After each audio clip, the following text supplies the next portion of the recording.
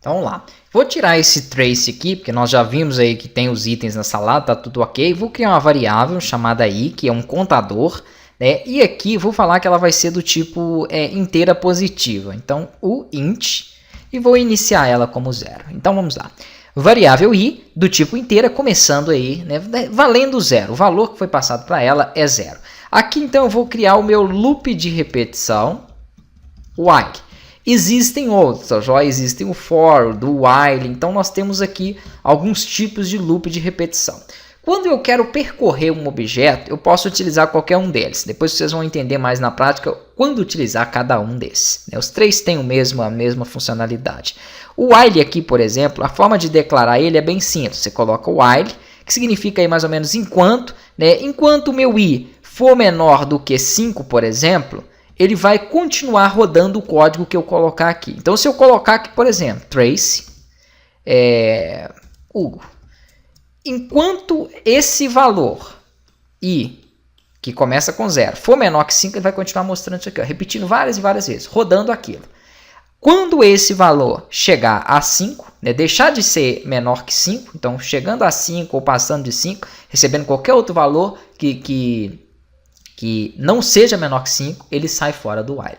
Se ele não chegar nesse valor, ele vai continuar aqui infinitamente. Então vamos fazer o seguinte, ele vai mostrar para mim o Hugo até que o i seja menor, né? Até que o i seja maior ou igual a 5. Enquanto ele for menor, ele continua. Só que se eu não faço nada, isso aqui trava a minha aplicação. Por quê? Ele nunca sai do while. Sempre tomem cuidado quando vocês forem trabalhar com while, que costuma travar se você não interpretar bem ele. Se eu rodar, por exemplo, ele sempre vai ficar repetindo isso aqui, ó, porque o i começa com 0, ele vale 0, ele nunca vai chegar a 5. Para ele chegar a 5, eu vou precisar fazer alguma coisa que faça isso. Então, por exemplo, i igual i mais 1. Então, toda vez que ele passar, ele recebe mais 1. Vamos entender bem isso. Então, eu estou falando o seguinte, que ele vai rodar o meu while. Então, ele rodou uma vez, o i vale 0. Ele mostrou o nome quando ele passou, né? Aqui 0 é menor que 5, então ele vai rodar o while. Mostrou o nome e aqui vai ser 0 igual a 0 mais 1. Então o i passa a receber o valor de 1. Perfeito. 1 é menor que 5, então ele roda de novo. Quando chegar aqui na segunda vez, o i não é mais 0, ele é 1. 1 é igual a 1 mais 1. Então o i passa a receber 1 mais 1, que é 2. Perfeito. 2 é menor que 5 e assim vai. Quando o i chega a 5, na quinta vez que ele passa, ele vai ver 5 é menor que 5? Não. Então ele pula fora e não lê isso. É justamente o que acontece. Vamos dar um Ctrl Enter para a gente poder entender, então, na prática isso. Ele vai rodar e aqui no meu painel de saída eu vou ver escrito esse texto Hugo 5 vezes. Ele já começa a pesar um pouquinho mais, tá? Primeiramente porque o while consome um pouco mais de memória. Perfeito.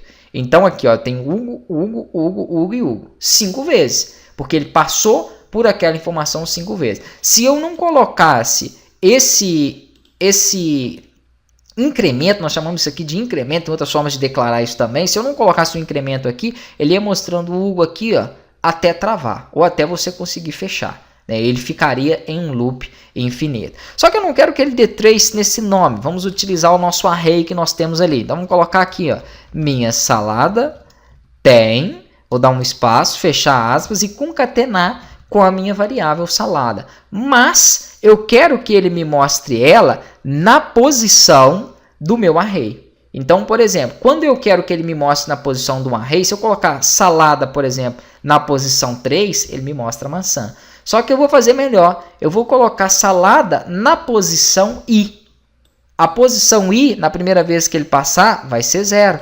Porque o valor inicial é 0, depois 1, depois 2 e assim por diante. Então, ele vai me mostrar a minha variável em cada uma daquelas posições. O que acontece? Ele mostrou a primeira vez, minha salada tem... E aí, na primeira vez que ele passou... Deixa eu fechar aqui ações. Aí, na primeira vez que ele passou, ele era 0. A posição 0 é uva. Depois, minha salada tem, na posição 1, porque incrementou de 0 para 1, laranja e assim por diante. Então, meu while conseguiu mostrar para mim esse mesmo texto, mudando a posição do array no final, né, e mostrando aqui o que a salada contém cada vez que ele passa. E ele passou 5 vezes porque eu coloquei que ele vai repetir até que I chegue a 5. Se fosse a 4, por exemplo, o último produto fica fora, ó, porque ele só repete o meu loop 4 vezes. Então, assim, não é difícil de entender, né? Se você estiver iniciando na programação, pode assistir a aula mais de uma vez para fixar, mas para quem já trabalha aí com programação, né, já entende bem mais a fundo essa questão do loop de repetição. Isso aqui é mais prático, tá joia? Talvez na introdução aqui, nessas primeiras aulas, você tenha um pouco de dificuldade mesmo. Fica pensando, mas como que eu vou aplicar isso dentro de um projeto? Não se preocupem, nós vamos fazer os projetos práticos